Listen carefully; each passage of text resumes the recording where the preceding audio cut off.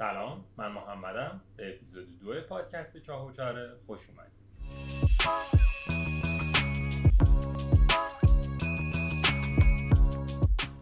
دو هفته حدوداً 15 روز گذشته‌ای که داشتیم خیلی اتفاقات جالبی نیفتاده. جنگ داشتیم، درگیری داشتیم، خیلی ها فکراشون درگیر بوده، ذهن‌ها درگیر، حالا ناخوش و به هر حال هر کدوممون یه جوری گرفتار بودیم و وضعیت جالبی رو تجربه نکردیم.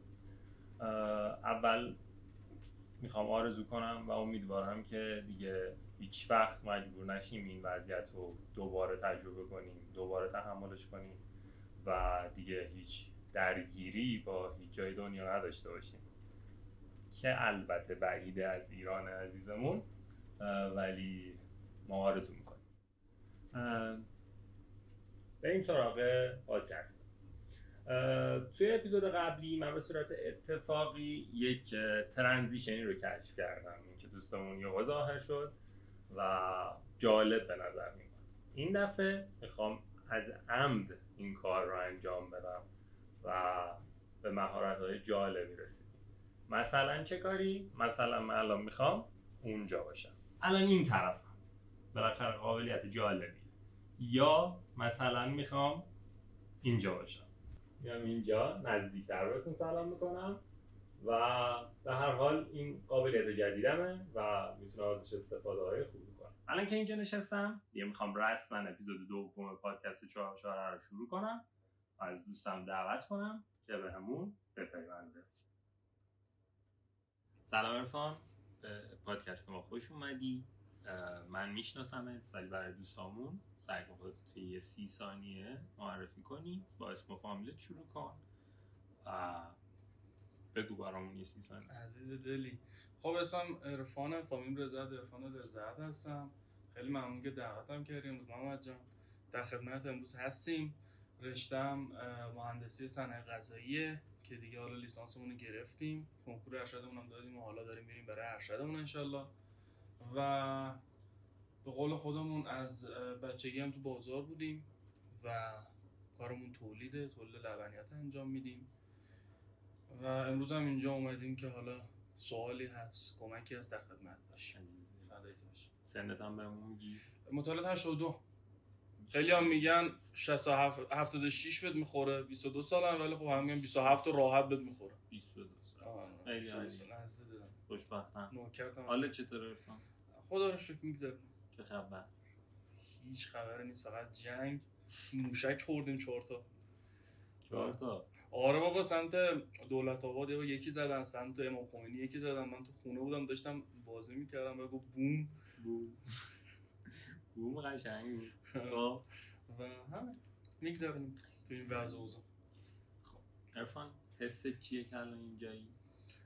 حسم گرمم یکم، ولی خب بقیه حسام همه خوبم و خیلی خوشحالم که اینجام و با دوست قدیمیم دارم صحبت میکنیم، حالا سر صحبتایی که هست. فدایت. خب عرفان، من یه سری سوال میپرسم ازت که مثلا حالت مقایسه بتونه ایجاد بشه بین مهمونا.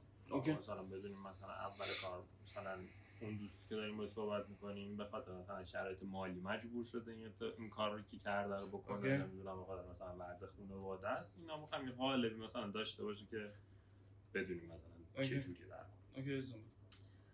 سوال اول این که از نظر خودت وضع مالی خانواده چطوره؟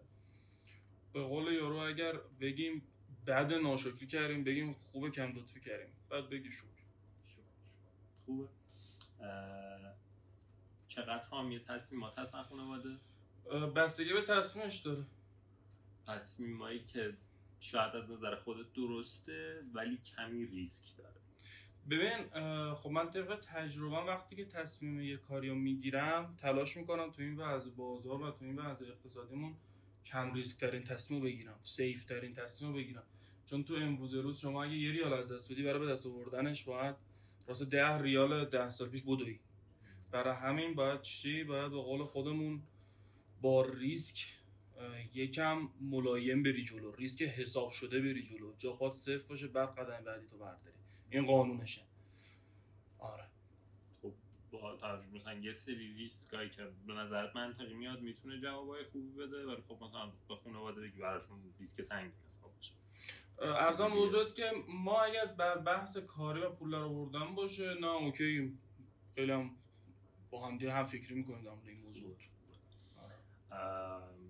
این سوال معمولا میپرسم که آقا اگه مثلا از زندگی چقدر رضایت داری؟ خب الان باید بگم که اگر توی ایران اتفاق خاصی نیفته و وضعیتی خب به هم نریزه، در حال حاضر رضایت از زندگی چطور؟ اگر اتفاق خاصی نیفته و جنگ نشه و پس برای نیم ببرن اون تو جبهه،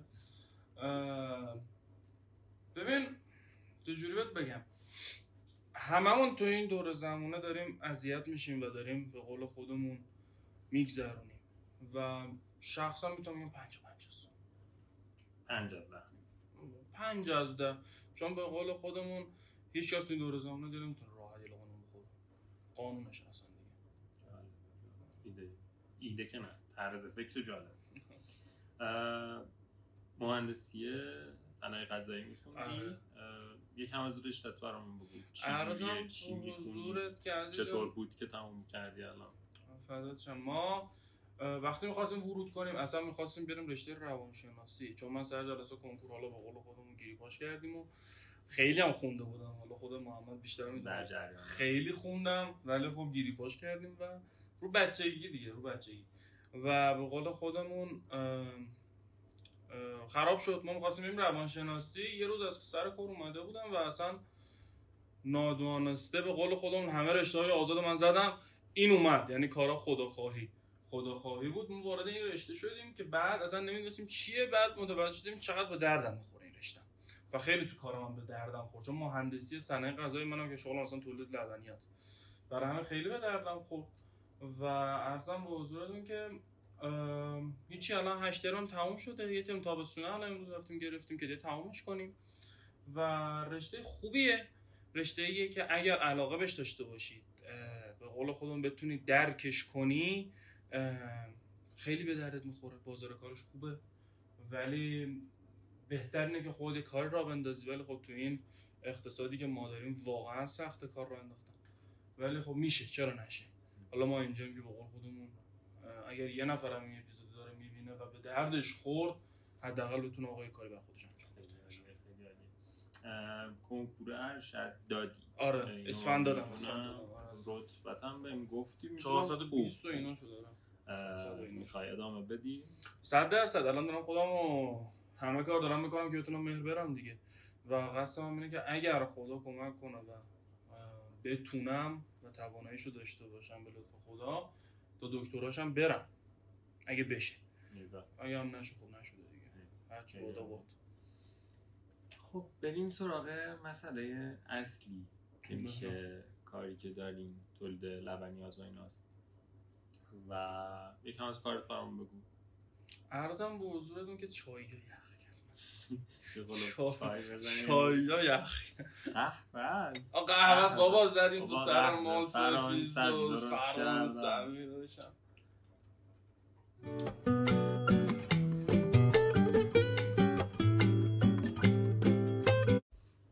خب ما یه قلوب قهوه زدیم، برگشتیم و برگردیم سر سوالی که کارت چیه؟ چی کار میکنی؟ عرضم به حضورت تو همین چند دقیقه هم گفتم خدمتت، من تو کار لبنیات هستم و به قول خودمون تولید لبنیات انجام میدیم و بچه‌های پخش داریم، پخش انجام میدن، چند تا نماینده داریم تو استان‌های مختلف و به قول خودمون این کار رو انجام میدیم. از صفرش خودمون بودیم و از بیس خودم و پدرم بودیم، 2 نفره با هم کارو شروع کردیم و هنوزم با همین و به قول خودمون حالت 2 تا رفیق با هم میریم و کارمون هم همینه که خدمت گفتم و عرضم به حضورت که من خودم در حال حاضر که داریم صحبت میکنیم کار مدیریتش انجام میدم.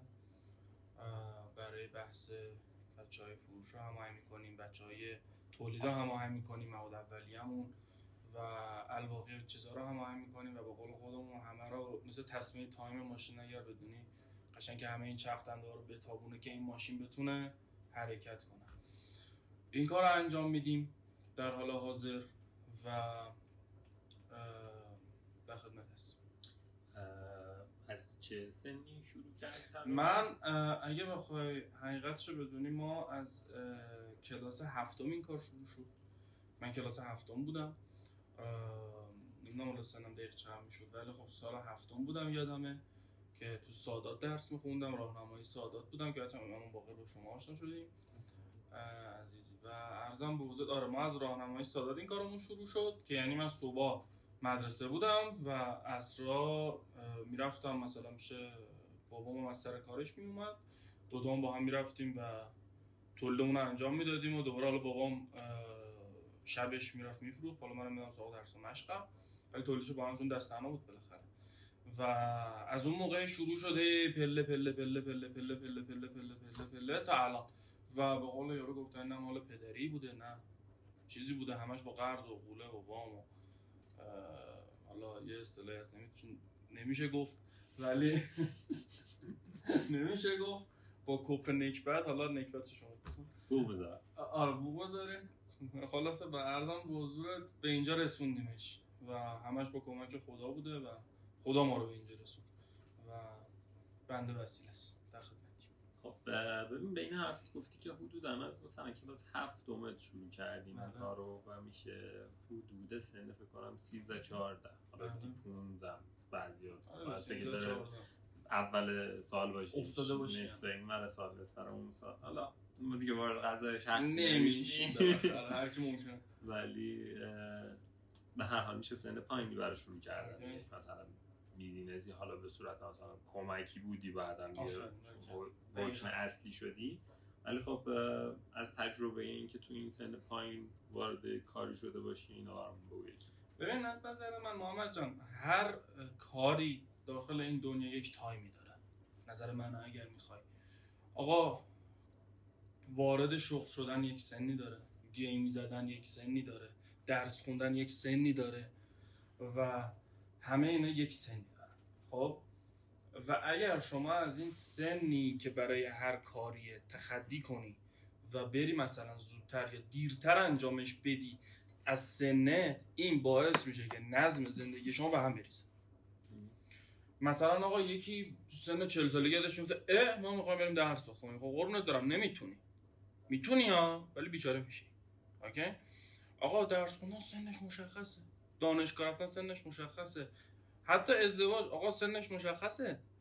طرف میره رو 40 سالگی ازدواج میکنه. نمیگم کار اشتباهیه ولی از سنش خارج شده. اون شعور اولیه رو دیگه نداره. ولی خب حالا به هر حال تو همین موضوع صدق میکنه. آقا کار کردن نظر شخصی من. برای مثلا داداشم که حالا کوچیکه من هیچ وقت نمیذارم مثلا این کارو انجام بده. و هر کاری سنی داره و هر کاری از نظر من یک بهایی داره تو این دنیا. یعنی چی؟ آقا بها داشتن، بذار من اینجوری حالا بگم که حالا بچه‌ها استاد منم حالا بهتر متوجه بشن. آقا مثلا شما آقا نظرت به اینه که میخوای اینتر معدل الف بشی، حالا چون هممون توی یه سنیم حدودا، ما حالا اینجوری مثال میزنم که گیراتر باشه. آقا ما میخوایم مثلا معدل الف بشم مثلا. اوکی؟ خب آقا بهاش چیه؟ بهاش نه آقا با رفیقم باید کمتر برم بیرون. حالا با پارتنرم کمتر باید برم بیرون. کمتر تو اینستا بتابم، کمتر گیم بزنم. این میشه بهاش. حالا تو میرسیم به قضیه من. آقا بله بنده از 13 سالگی 14 سالگی وارد این کار شدم. عصرام کلا درگیر بود و از 16 17 سالگی که کلا دیگه درگیر بودیم عصرا یه باشگاهی هم میرفتیم که دیگه اونم از بین رفت. خب ببین این خودش میشه بهاش. آقا از تایم باشگاه من زدم. خب خودت میدونی محمد جان، من اصلا خیلی وقتا شد آقا خود به من گفتی، بچه‌ها گفتن آقا امشب دور همین بیا تا ساعت مثلا دیگه وقت با هم دیگه هممون. خب من نتونستم. خب برای چی نتونستم؟ برای اینکه آقا ساعت 7 صبح من یه ایل آدم اونجا دارم که کار دارن و زنگ میزنن. آقا مشکلات از دستگاه خراب میشه، بچه‌های پخش میاد، اون میاد، این میاد، از اداره نظارت میاد، هزار جا میاد. مثلا بعد صبح ساعت 7 پاشم برم اداره دارایی، بعد برم بیمه، بعد برم بانک. خب آقا اگه تا ساعت 3 و 4 صبح بشینم، صبحم نتونم پاشم، خب از زندگیم عقب میافتم.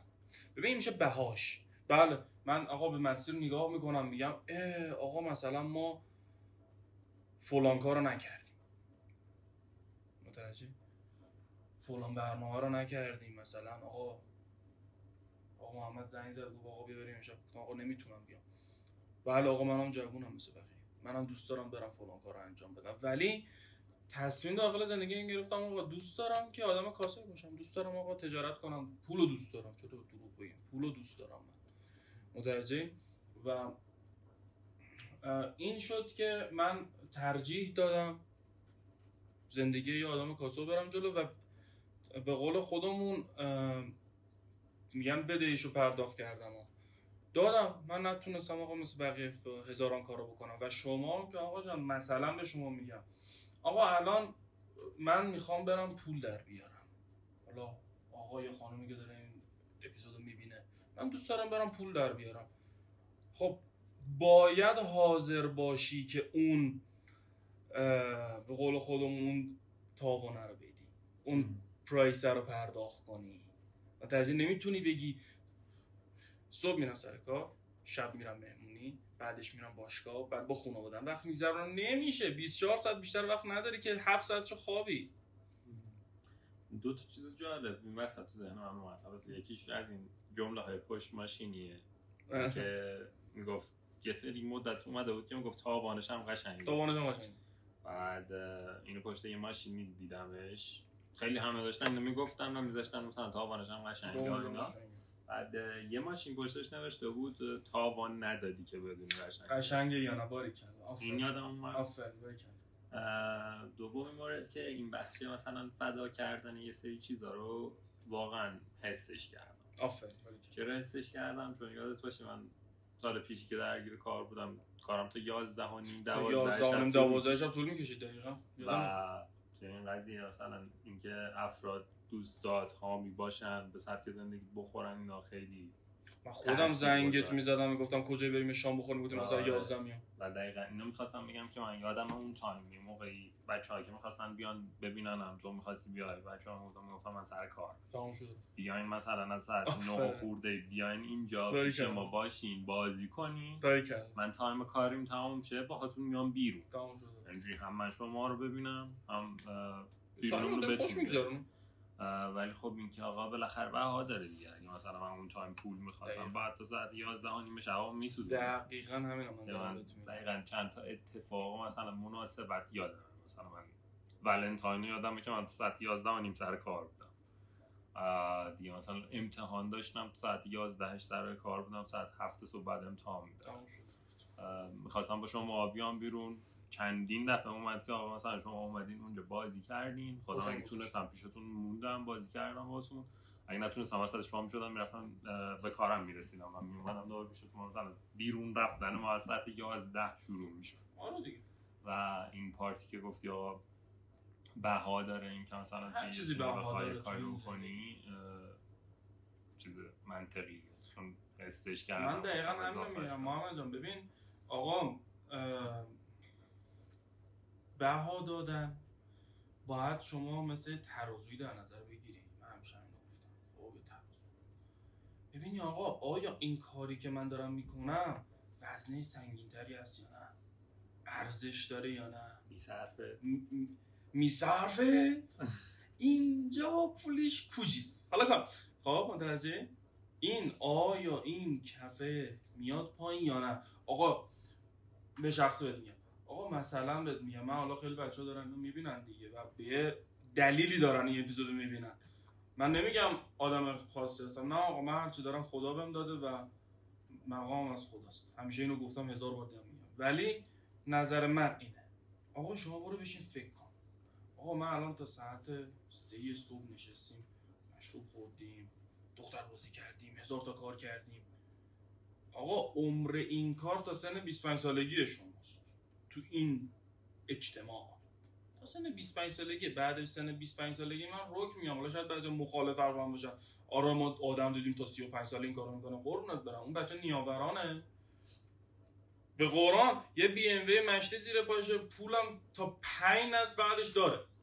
خب تا 35 سالگی رو اشغاله. آقا من و شما اگه انسان نرمالی هستیم در جامعه، ببخشید NPC هستیم، من و شما باید کار کنیم قربونت برم. پس در نتیجه آقا من میام خودمون شخصا میگم آقا من تا سن 25 سالگی این کارامه. بعد سن 25 سالگی یادمه که نه هنر دارم نه پول دارم و آقا من انسان دیدم، من اینو 1000 جا گفتم اینجا میگم، آقا جان من انسان دیدم دکتر این جامعه بوده، پزشکی خونده، تخصص داره، پول تو جیبش نیست، با این مثل یک عمله باش رفتار میکنه. آدم دیدم سیکل داره رد میشه سلام آقای دکتر، سیکل داره به امام حسین، اونم با تقلب که خودش میگه، اونم خودش میگه متوجه، با صراحت میگه، ولی هر جا رد میشه سلام آقای دکتر. آقا تو این دور زمانه پول تو جیبت باشه، دکتر هستی، مهندس هستی، خان هستی، رئیس هستی، همه چی هستی، پول نداشته باشی همه اینا رو هم داشته باشی هیچی نیست. این قانونشه و این بها که من دارم بهتون میگم و ازتون خواهش میکنم آقا برید یه کف ترازو بردار تو ذهن خودت و با خودت صادق باش. کسی نمیخواد گول بزنی ها، کسی نمیخواد توجیه کنی ها، خودتی و خودت. آقا پس فردا ببخشید یا میخوای حالا شوهر کنی یا میخوای زن بگیری، متوجه؟ میری میشینی بهت میگه چی داری، نمیگه من عاشقشم، خب باش چی داری نوکرتم، میخوای درش خانواده بده چی داری. آقا پس فردا بچت میخواد ببخشید اینجوری میگم من تو ذهنیت منه و ذهنیت همه ولی قرار ذهنیت همه باشه، ذهنیت منه. آقا بچت رو داری میبری بیرون، بابا یه بستنی برام میگیری؟ آره بیا داریم برات بگیرم، نه اینکه بگی بستنیاش خوب نیست. من نظرم به اینه. برای همین آقا تلاش دارم میکنم، دارم همه جوره تلاش میکنم، هرس میخورم تو این کار و بهاشو دارم پرداخت میکنم که بتونم تلاش کنم آینده بهتری داشته باشم. قانونش اینه. من به همه نیروام هم گفتم آقا ما اینجا همه داریم تلاش میکنیم تا ریال نون دراریم بریم خونه‌مون بخوریم، ولی به چه بهایی؟ من دارم بحث حلال حرامش خیلی مهمه.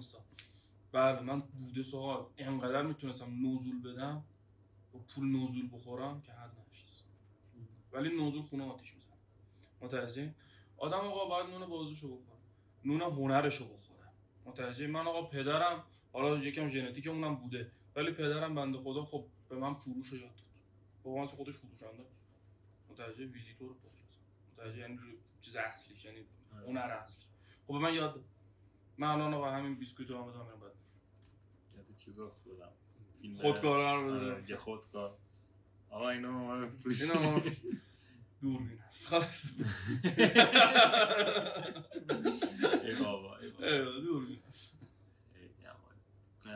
توی حرفات باز دوباره به این نکته اشاره کردی که نیروهاتو بهش میگی که مثلا ما اینجا فلان اینجا میخوایم فلان کارو بکنیم. خب تو سنت 22 ساله، قطعا نیروهایی که داری ازت بزرگترن دونسته و یکم از مدیریت نیروها برامون بگو توی این سن. ارزم بودت سخت، خیلی سخت. هر کی میگه آسونه بیارش اینجا بشون.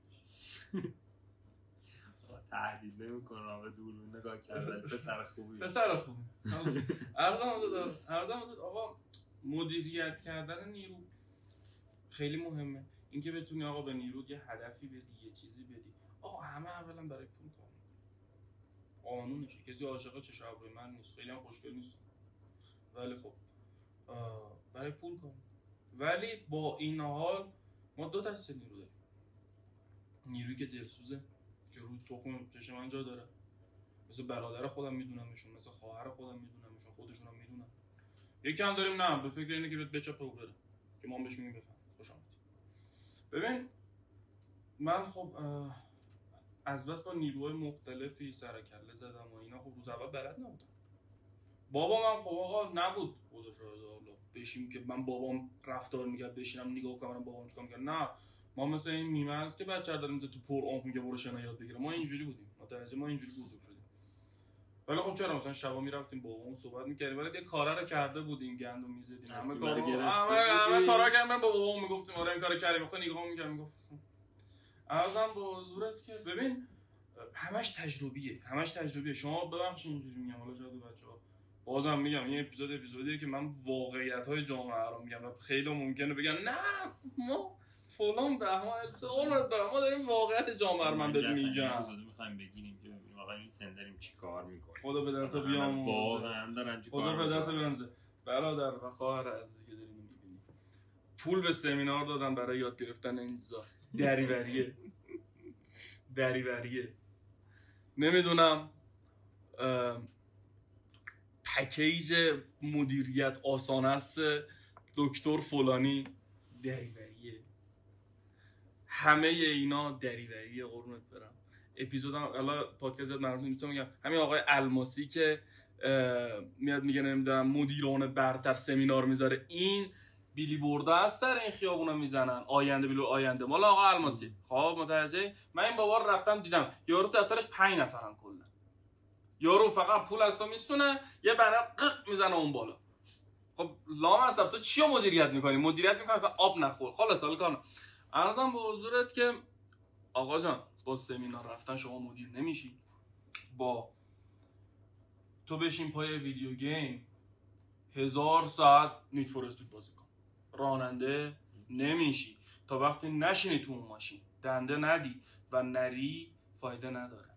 4 بار دنده صدا آب هویج تا همچین صدا دنده آب هویج بده مثل در خونه شما که من دنده عقب میخوام بگیرم. ها متوجهی؟ تا همچین بفهمی که آقا دنده دادن یعنی چه، باید 5 بری بعد بری عقب، نه یا قیش آب هویج نمیشه. آب هویج آفر.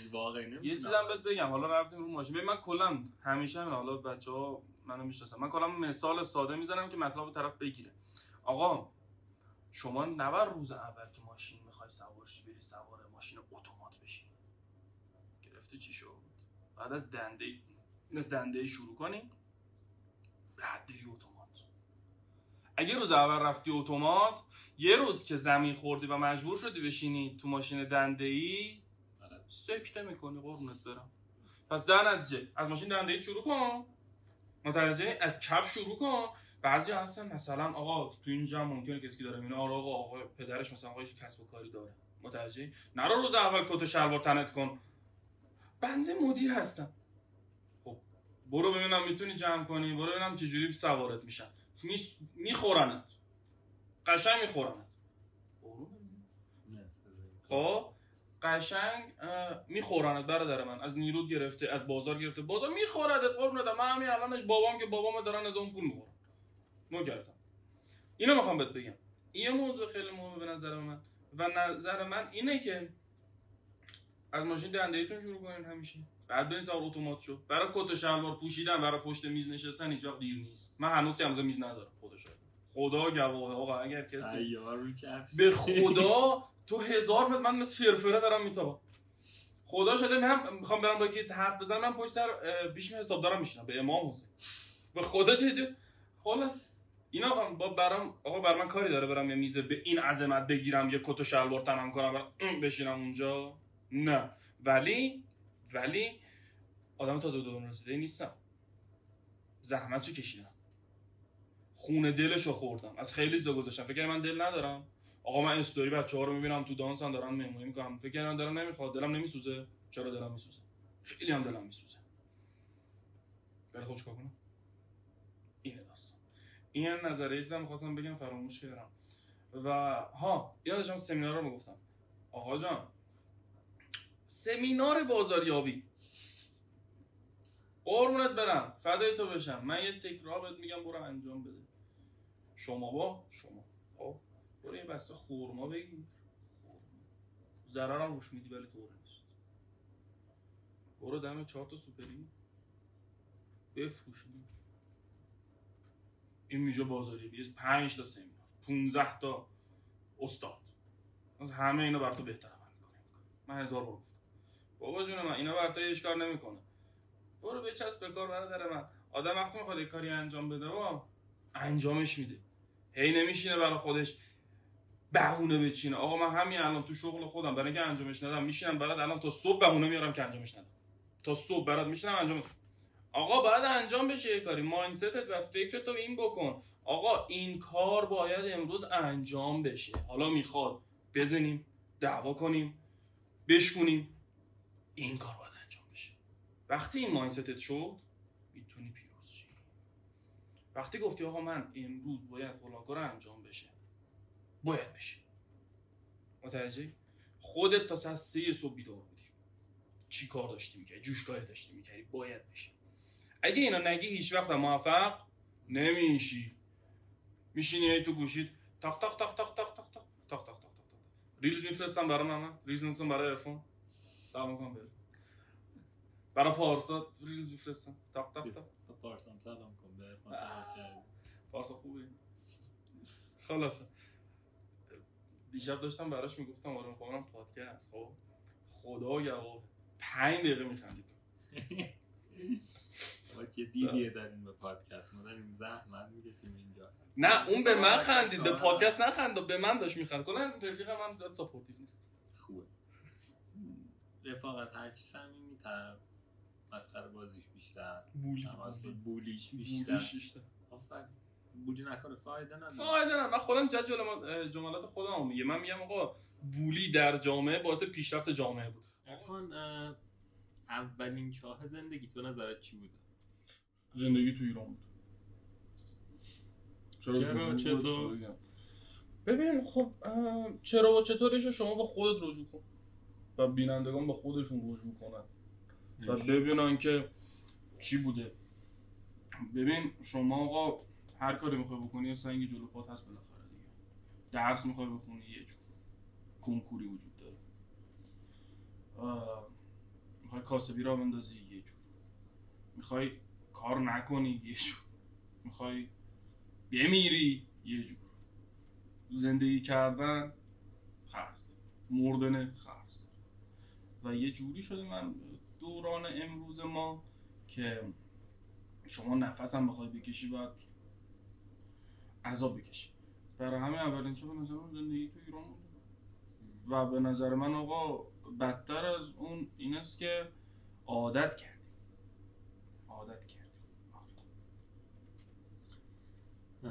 دردناک بود. و به نظرت بزرگترین چاه زندگی چی بوده؟ بزرگترین چاه زندگیم که بگم یه مشقتی تو زندگیم ایجاد شده، همشون تو یه لول بودن چاهای من. همه بالا، همه قوی، همه قدرت، همه باسفاید قدرتمند. ولی بزرگترین چاه زندگی من ادامه دادن قربونت برم. یعنی چی؟ آفرین. سوالاشه منتظر بودی بپرسم. نه خودم گفتم نمیگه ولی خب یعنی چی؟ ادامه دادن یعنی چی؟ ادامه دادن یعنی آقا من بتونم تو این وضع اقتصادی افسناک روی پاهام بمونم. هرچی آقا من یا ادبیات و سینزمی آقا کنم اسفناک. اسف یا افس؟ کنم اسفناک. آره اسفه. اوکی. اسفناک. همونجوری که گفتم من زیاد کتاب خوندم. خلاص اسفناک. اصطلاحات گنده است ولی خب اسفناکیه. خب و یه لحظه ببخشید. نمونه از بولی کردن همین. آفرین. بولی کنیم. الان آقا من جای دیگه آقا جلو 4 تا آدم مشتی نشستی نمیگه افس، میگه اسف. نکن الان من متشکرم ازشون که منو بولی کردن. بعد آقا جان تو این وضع اسفناک ما بتونیم ادامه بدیم. این سفره که پهن کردیم 4 نفر داریم ازش نون میخوریم، نیروهامون خودمون پخشیا و همه داریم نون میخوریم، بتونیم ادامه بدیم، سفرمون جمع نشه. این میشه بزرگترین چاه که شما بتونی ادامه بدی. حالا این بزرگترین چاه شما حالا مجموعه چاهای کوچیک داخلش داره. خب که شما همینجوری داری بین این چاه مثل فال گایز بود، شما داری میپری اینجوری بعد هی زیر پات محو میشه، یادته؟ اونجوریه داستان. بعد اینو میخوام به شما بگم. من حالا یه نکته‌ای بود حالا تو سوال قبلی می‌خواستم بگم، الان به ذهنم اومد بگم. بچه‌ها داش محمد بعضیا هستند خب آقا طرف مثلا به یه جایی میرسه، به یه حدی میرسه، فکر میکنه که خب من الان از سوپری در محلم خیلی بالاترم، از رفیقم بالاترم، از اون بالاترم، از این بالاترم. نه آقا جان حرفا چی؟ ما آقا زنجیروار هممون به هم وصلیم. نکن یه دونه زنجیر خب اگه نباشه یهو زنجیر دو قسم میشه، یعنی زنجیر اصلا میپاشه. یعنی چی؟ آقا من مثلا به نیرو نیاز دارم که کار انجام بده، نیرو به من نیاز داره که مزد بگیره. من به سوپری نیاز دارم که جنس بفروشه، سوپری به من نیاز داره که سود بگیره. نکن همه زنجیروار به هم وصلیم تو این زمونه. و این که کسی بخواد خودش از یکی دیگه بالا ببینه، به غیر از این که یک آدم پوچ و نگرز و تازه بدون رسته هیچی نیست. ما هممون توی لول، هممون توی سطحیم، هممون زنجیرواریم. متاسفانه اقتصاد جهان اینجوری شده که هر کی پول توی جیبش بیشتر خودشو بالاتر میدونه. خب ولی در اصل اگه بخوای خیلی بهش فکر کنی، آقا ما همون زنجیرها هم وصلیم. درست حالایی که قدرت داره، نفوذ داره، بحثش فرق میکنه، ولی از جامعه بخوایم نگاه ما یکی هستیم و در نتیجه آقا اگر ما باید هممون همدیگر توی یه سطح ببینیم، متوجهیم، احترام به هم بذاریم. ببین احترام میاره. نمیشه بگی آقا مثلا من فلانم، این آقا دان احترام بذاره ولی من هر جو دلم خواست باش حرف بزنم. اشتباست. ببین اینا همه چیزایی که من یاد گرفتم، تجربه کردم و دیدم خیلی کارخونه دارا هستن که من باشون در ارتباطم. یارو مال دنیا رو داره ولی اصلا میبینیش، خب میری تو کارخونهش بهت میگه به چطوری بابا، اصلا نمیشناسه تا با پسرش داری کنکاز هزینی میشناسه. منم خواستم تیپم یه جوریه که اصلا یارو فکر میکنه من رانندم. چطوری آقا خوبی، ببریم این نهار با هم بزنیم. یا حاجی نوکرتم، قلیون همه چی هست، یا نه حاجی قربونت برم فدای تو بشم. اینقدر با من. حالا میری توی کارگاه شیرینی پزی، حالا بچه‌ها میگن شیرینی پزی نگو پزی، شیرینی پزی. یاداره که بگیم تو اینم نمیخوای بکنی شیرینی پزا. نه من نوکرم همش اصلا، من رفیقام همش شیرینی پزا. اولین مثال فقط. مثال. آقا ما رفتیم اونجا، یارو کلا با خودش و بسش یه کارگر دیگه داشت. بیایید به دفترم. آقا اصلا نکنین خاکی بود. میگن نخورد آب زمینی که بلند است. مثال قشنگی. برای همین آقا اگر روزی به جایی رسیدید اینو بدونید که آقا هممون توی سطحیم و هممون باید به هم احترام بذاریم. این موضوع و موضوع بعدی اینه که حالا من اینا رو دارم تیکه تیکه میگم، خب که حالا میگن آقا یه کافر، حالا یه مثالی هست، میگن آقا یه کافر داره یه جا سخنرانی میکنه، بشین پا حرفاش. از 100 تا کلمش یک کلمش به درد تو خواهد خورد. حتی یه کافر. آقا من دارم این صحبت‌ها رو میکنم، حالا به قول خودمون آقا من یه کافری، 99 تاشو شما قبول نداری، یکیش که به دردت خورد، من از خودم راضیم که آقا این تجربه من به درد شما خورد.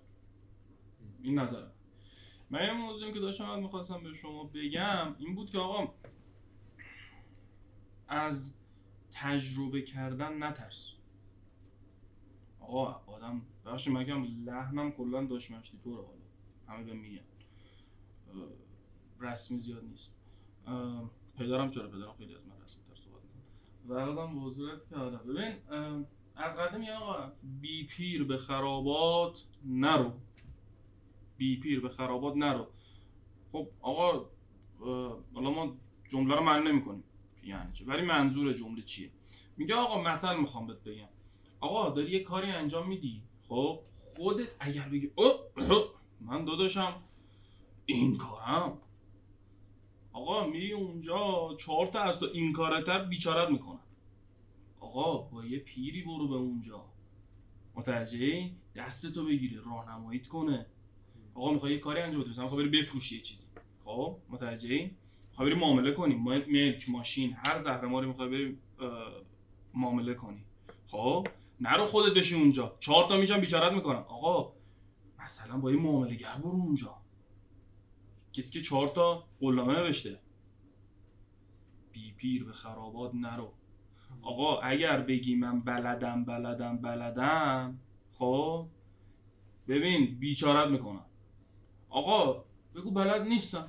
حالا آقا من این مثالی میزنم، حالا بچه‌ها نگم من حالا نمیدونم ارزش این صحبت. آقا آیت الله به من همش این مثالو میزنم، میگم آقا آیت الله بهجت سال خیلی مرجع تعالی خیلی بزرگی بود در دوران قدیم دیگه. خستم شدم. خلاص دایرت کرد. آیت الله بهجت آقا یه دانشجوی اینقدر براش یه کاغذ مینویسه سوالا اگر در فلان آقا آیت الله بهجت مرجع تقلید تک اون زمان بوده، در جواب نویسه نمیدانم. گنگ بالا. آقا گنگ بالا نیست، حقیقت ماجراست. آقا اگه نمیدونی بگو نمیدونم. چرا میگی میدونم بعد میری ضایع میشی؟ یا بلد نیستی میگی بلدم میری بیچاره میشی؟ آقا بلدم هستی بازم بی پیر به خرابات نرو. آقا میخوای معامله کنی با یکی برو که معامله گره. متوجهی؟ یه موضوع خیلی مهمه و اینا تجربه‌ایه که دارم بهتون میگم. ببین اینا رو میری توی کتاب میخونی، خب متوجهی؟ بعد بری خودت هم پول بدی. اینجا تو پادکست داری گوش میدی، قربونت برم یه بیسکویت میخوری. خب متوجه؟ ارزم به حضورت که آره اینا میخوام بهت بگم، اینم یه موضوع خیلی مهمه خب که شما باید اینا حتما حواست باشه. ببین شاید یه موضوعی تو ذهن تو خیلی بزرگ بیاد، این تجربه شخصی منه، ولی آقا از نظر اون پیره این موضوع اصلا مهمی نیست، تو خودت درگیر کردی.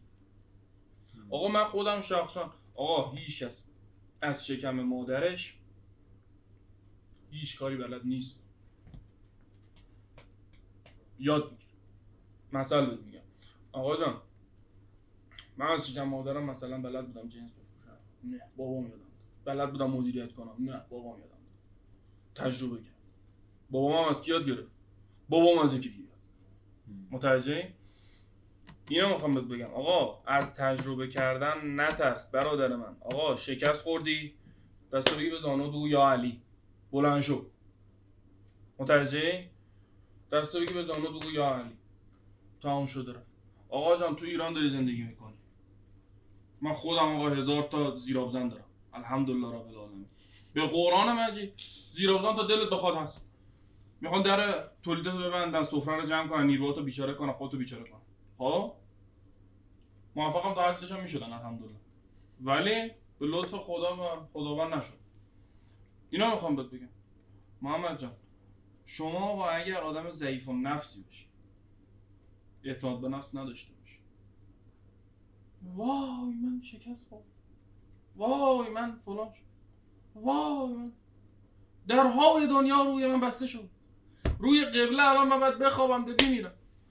برادر من بگی بخواب، میگن آقا تاریک ترین شبها صبح روشنی داره، تاریک ترین شبها روز روشنی داره.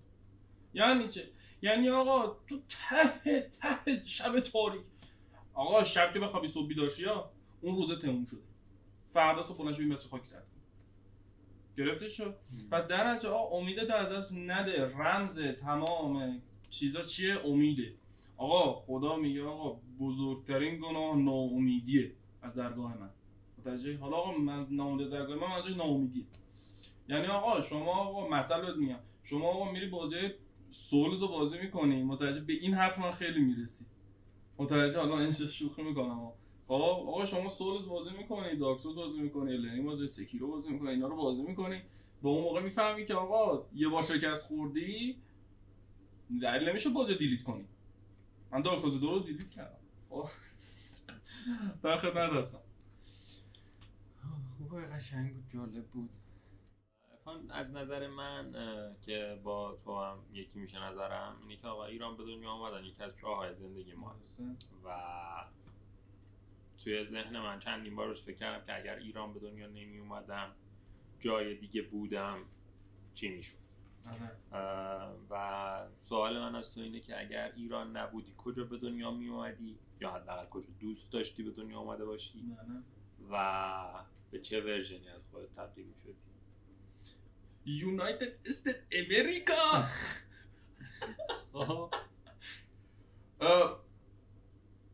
خیلی خراب. سری برامون بازش کنی یا ببین شما فیلم سری فیلم امریکن پای دیدی؟ نه. دوستانی که دیدن بنده مستر اسمیت میشدم، اونایی که دیدن خودشون تا تهش رفتن. همون دیگه من اون میشدم. خب اگر که زندگی رو مثل یه بازی مرحله به مرحله بخوای در نظرش بگیری، توی این مرحله زندگی اگه به چه هدفی برسی، مثلا تهش می‌نویسی که آقا میشین کامپلیت، مثلا باز کشته شد، قول مرحله رو زدی، برای تو الان این مرحله چی هدفته؟ همونجور که تو سوال بزرگترین چاه چیه بهت میگم خب و گفتم ادامه دادم، همون جواب به این میدم. ببین ما الان من متوجه زندگی الان من جوریه که آقا نمیتونم بگم او چه هدف بزرگی الان دارم. بله خیلی هدفم تو زندگی دارم، اصوله رو تمام کنم، فلان کنم، بهمان کنم، 1000 تا کار دارم، 1000 تا بدبختی دارم. نمیتونم بگم آقا کدوم کارمو تمام کنم، او خیلی کار کردم، چون تجربه من میگه که آقا جان شما الان اینو که تمام کنی خب یه بدبختی دیگه پشتش هست. حالا من اینجا بوق بذار یه دیگه پشت هست. خب متوجهی؟ و اینا تمومی نداره قربونت برم. من بهت میگم شما فکر نکن من اگر اینو تموم کنم دنیا گلستان. نه قربونت برم، زندگی راهشو پیدا میکنه. یکی دیگه میذاره جلو حالشو ببره. پس در نتیجه ادامه دادن به نظر من در این دور زمانه بزرگترین میشنه که شما میتونی بری. مثل دنیای جهان باز، مثل کال آف زامبی بچه‌ها که بازی کردن، شما هرچی بری جلوتر فیزا رو بهتره. زنده موندن هدف. و اون قسمت بی پی به خرابات نرا همینه. منم محمد یه داشتیم با هم کال آف زامبی می‌زدیم، یه جوری داشتم جیغ می‌زدم محمد به من نجاتم بده. یاد دورانه کرونا عجب دوران یکی بود خداییش. کار ما خوابیده بود، فقط گیم صبح تا شب وارزون فورتنایت. خیلی عالی. ببین تقریبا سوال من تمومه و چیزی هست که دوست داشته باشی بگی برامون؟ چیزی جا انداخت که دوست داری بگی الان؟ عرضم با حضورت یه 2 تا موضوع مثل آخونده که میگفت 2 تا موضوع عرضم با حضورت که من حالا کلا آدم شوخی هم ولی خب داخل کارم و اینا خیلی همه بهم میگن برج زهرم. ولی کلا محمد منو میشناسه، من آدم بسیار شوخی ام و اصلا کلا خنده به رو هم، ولی خب تو کار میاد برج زهرم. حالا هم 2 تا موضوع از نظر من که بچه‌ها اگر میخوان به یه کاری انجام بدن، اولینش و مهمترینش من تو حرفم شاید شنیده باشید، من نه آدم مذهبی ام نه آدم چیزی ام، محمد خودش میدونه، بچه‌ها خودشون میدونن. آقا جان، دنیای امروز به هر دلایلی این ارتباط ما با خدامون کم شده محمد جان. و تو حرفم تو این اپیزود شنیدی حتما که من گفتم آقا من نوعی هر چی دارم از خدا دارم. اینا اینجا گفتم هیچ ترسی هم ازش بابایی ندارم. آدم باید از خدا بترسه. بنده سگ کیه؟ گرفتی چی شد؟ همه جا گفتم آدم باید از خدا بترسه. بنده سگ کیه؟ اوکی؟ از من گنده تر هست، همیشه از من رئیس تر هست. ببین من هر چی که دارم، هر موقعیتی که دارم، هر زلم زولوایی که به قول یارو هستم الان زیاد نیستا، نمیتونم بگم او مال دنیا رو الان من دارم. نه آقا، من قصه خودم و جایی که استارت کردیم جای خوبی است. مثلا جایی که استارت کردم و خیلی آقا از سر شکم سیری و بیکاره میرن کاری انجام بدن. نه آقا، ما از رو قسط و بدهی این کار انجام بدیم. من داستان زندگی وحشتناکی دارم، کار به عموم و اینا رو ندارم. خب از رو بدهی و بدبختی این کارو ما شروع کردیم و زحمتشو کشیدیم. نه اینکه بگم او طمع بوده، نه اصلا طمع نبوده، بس ادامه دادن بوده که این سفره که 5 تا جمع نشه. موضوع اصلی چیه؟ ولی آقا در همینجا که هستم همشون مدیون خدای خودم هستم و هرچی دارم خدا بهم داده. بله تجربی داشتم که کمکم تو این راه کرده، ولی خدا باعث این تجربه شده. هی به قول خودم تجربه کوچیک انداخت جلوم تا یاد بگیرم که اون بدبختی بزرگه رو بتونم حل کنم. خداوند بوده. آقا یکی دوست داره نماز بخونه با خودش در ارتباط باشه، نماز بخونه. یکی دوست داره آقا داره با دو چرخه میره یه جا با خدا حرف میزنه. موضوع این رفاقت با خداست. یعنی چه؟ آقا الان من با شما نشستم دارم مثل رفیقم که رفیقت هم هستم، داریم با هم صحبت میکنیم، با هم درد دل میکنیم، با هم حرف میزنیم. آقا دقیقاً نظر من اینه، آقا من اینجوریم، شما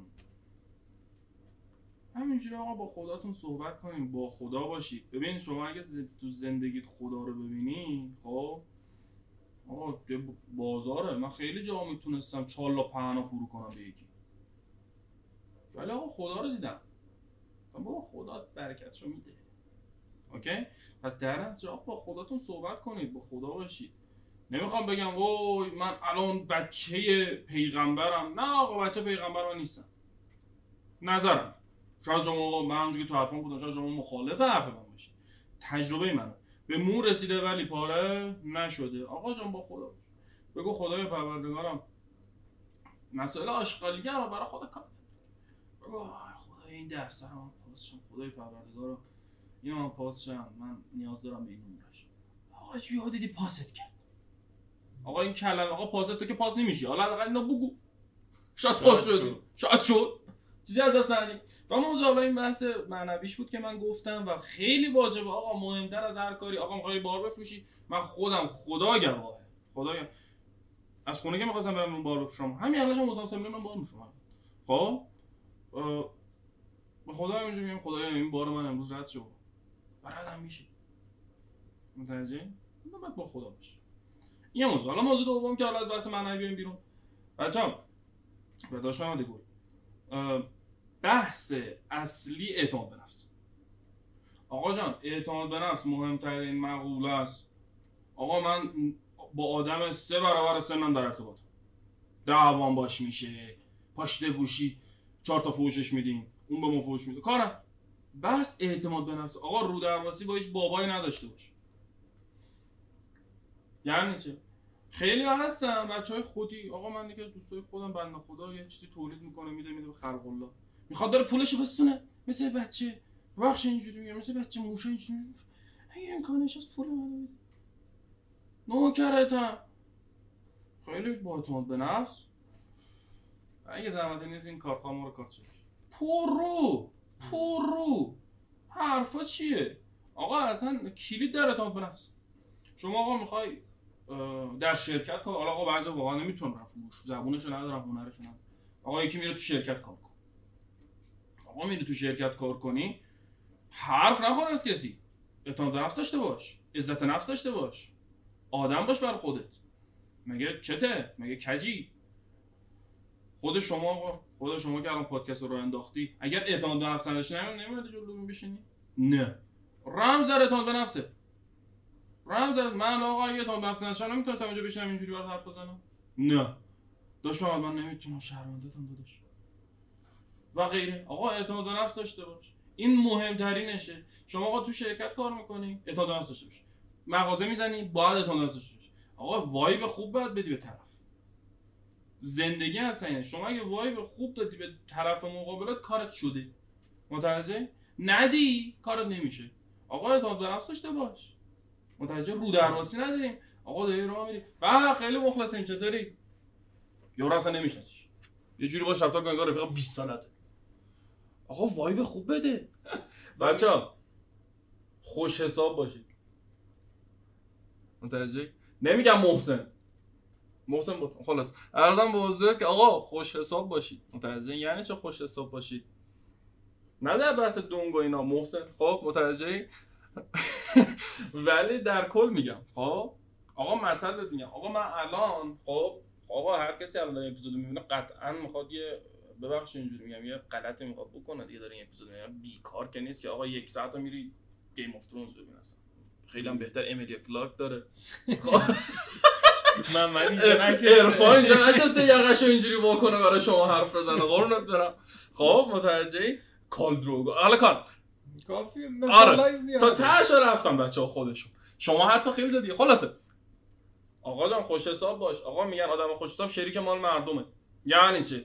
آقا من همین الان جلو خودت آقا زنگ میزنم 200 میلیون بار بخرم.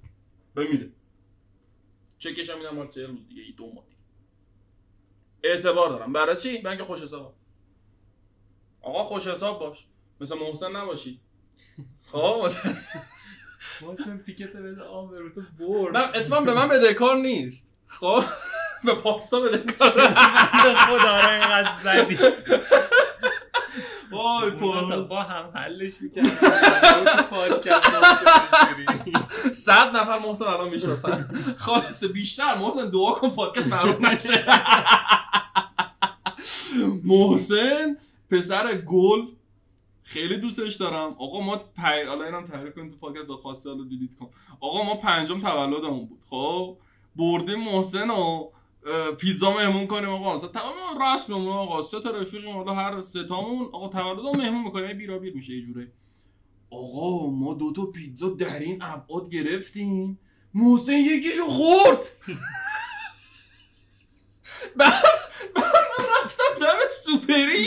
رفتم دم سوپری آب بگیرم بریم. فکر کنم من رفتم مثلا تولدم مهمونشون میکنم دیگه، گفت نه این رفت برای ما سیگار بگیره. پارسا دست به سیگارات نزن، رفت سیگار بگیره. من اومدم با آب معدنی بیرون دیدم محسن سیگار در نیاورده. گفتم محسن چه سیگارت چی؟ پارسا گفت بابا این فلان فلان شده. گفت نه دست سیگار نکش الان رفت سیگار. محسن بیخیال. خلاصه بچه‌ها محسن من خیلی دوستت دارم. خب و اینا همش شوخیه. پزشکی کاشون میخونه و خیلی بچه باحالیه، ولی بابا خونت دعوتش میکنی فقط پای یخچال عکستو به قرآن میذارم تو پیس. نه حالا نه همش شوخی بود که حالا یه فان داخل اپیزود باشه، ولی بچه‌ها خوش حساب باشید تا شریک مال مردم باشید. آقا من اگه محمد الان به پول دستی 2 تومن داد، مثلا بهت میگم 2 میلیون من گفتم محمد جان 20 روز دیگه از من بهت میدمش. حالا محمد آدم درستی باشه نمیگه 2 تا 20 بده. 2 تومن رو مثلا میسونه. خب دفعه بعدی که به محمد زنگ زدم محمد 1 تومن به من بده، محمد میگه بیا داداشم. ولی اگه 20 روز شد 25 روز جوابشو ندادم و پولش خواستم دادم گبه سونا اینا، در بعد محمد بگم محمد جان 1 تومن به من میده بیا 60 تومن فعلا داشته باش تا حال کنی. ببخشید بچه‌ها ولی حقیقت ماجراست. بله درست. نوکر هست. محسن ناراحت نشه، محسن درامو نکنی. بنده خدا محسن. های درود، نتت قطع نشده. اون قسمت یه پارت ویژه داره که بعد از اوتروی برنامه پخش میشه. حتما یادت باشه که آخر ویدیو رو ببینی و از دستش نگی. عرفان خیلی ممنون که دعوت منو پذیرفتی عزیز دلم. و سوال آخرمون اینه که الان که ضبط اپیزود تموم شده حست چیه؟ عرضم با حضورت که خیلی حس خوبی دارم حقیقت، چون که هم تونستیم از تجربه‌ام بگم و آقا میگن دوباره میگم من آدم عصبی نیستم، ولی این چیزا تو سعادت به ما یاد زکات علم یاد دادنش. یعنی چه آقا مثلا من یه چیزی بلدم باید یاد بدم به یکی، متوجه نباید بخیل باشم. و این یه موضوع و اینو میخوام بهتون بگم بچه‌ها، دست بگیرید رادوری نمیره. ببین از هر دستی بگیری از همون دست پس میگیری. یک سفره پهنه همون دوره هم نشستیم داریم میخوریم، متوجه؟ حالا من شغلم اینه، کارگر، پخش کننده، حسابدار، مسئول فنی، نه دوره یه سفره و دست بگیرید بچه‌ها. درجه دستتون به خیر بره. حالا من بابام یه اصطلاحی داره میگه این دستتو اینجوری صفر نگیر یه قطره آب ازش نچه که بلکه یه گلی در نیاد. نه آقا بخیل نباش. و محمد جان دست در نکنه عزیزم، دعوتمون کردی و یوهویی شد اومدیم در خدمتت بودیم و در حد توان دیگه حرفی زدیم و اینا، شرمنده و وقتتو گرفتیم. عزیز دلم بازم دست در نکنه. فدای تو بشم آقا، عزیز دلم. امیدوارم که این پله های ترقی رو نوکرتم ستا بری بالا داوود از امروز و این هدف ادامه دادنت رو ادامه بدی انشالله، هرچی خدا بخواد همونه. عزیزمی چکر، خیلی مخلص.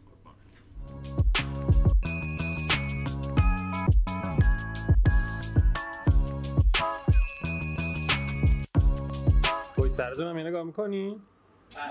خوش میدم. تولد مبارک.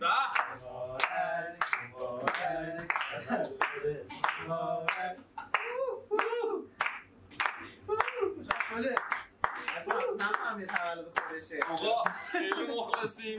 بنده اصلا توقعشو نداشتم. آقا دست شما در نکنه. خیلی مخلصیم. دم شما گرم. آقا عرفان ماچشو بکن بیا تا بگیرم. آقا دم شما گرم عزیزم. فدای تو داشت. آقا خیلی مخلصیم دکتر جان. عزیز دلی فدای شما بشم. آقا خیلی زحمت کشیدین عزیزی محمد جان. آقا خیلی زحمت کشیدی. دمت گرم. نه واقعا دمت گرم. خوب اکت کرد. دمت گرم آقا بچه‌ها، دمتون گرم. واقعا انتظارشو نداشتم. یه دقیقه گفتم 1 ساعت دارم با تو پلی بازی می‌کنم. زمین کیفیت دادم یه خسته شدم. دیدم ایده ری استارت می‌کنه نمیگه یه دست دیگه بزنیم یا آقا دمتون گرم آقا، خیلی محبت کردیم، فداتون بشم، لطف کردید.